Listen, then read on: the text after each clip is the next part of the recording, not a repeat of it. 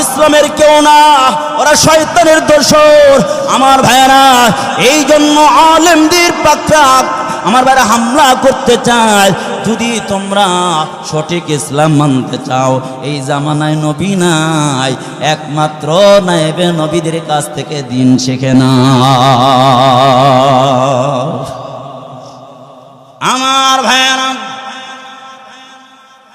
কিছু কিছু লোক আছে যারা নিজেরাও বেদাত করে, অন্যদেরকেও বেদাত করার জন্য উদ্বুদ্ধ করে, আছে না নাই? আমার ভাইয়েরা বলেন দেখি, নবীজির রওজায় যারা গিয়েছেন দেখেছেন, নবীজির রওজায় একটা মোমবাতি দেখেছেন? কেউ বলতে পারবেন না নবীজির রওজায় মোমবাতি আছে? কথা কয় না। নবীজির রওজায় আগরবাতি আছে? নবীজির রওজায় তো বড় একটা বাক্স আছে টাকার জন্য, নাকি? না, নবীজির চেয়ে সম্মানিত মানুষ পৃথিবীর জগতে নাই।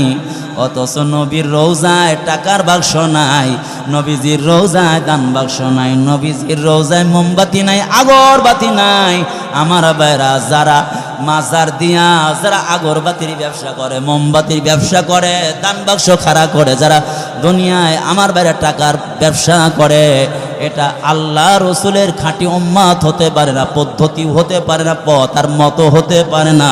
এটা স্বয়ং শয়তানের রাস্তা। চিল্লা বলেন ঠিক কিনা? কত হিফজখানা আছে, কত এতিমরা আছে যারা টাকার অভাবে খেতে পাচ্ছে না, করার সুযোগ পাচ্ছে না। ওই সমস্ত মাদ্রাসায় টাকা না দিয়ে ওই পাগলের ছাগলের দরবারে অমুক জায়গায় খেতা বাবা, ও ন্যাংটা বাবা, এই জায়গায়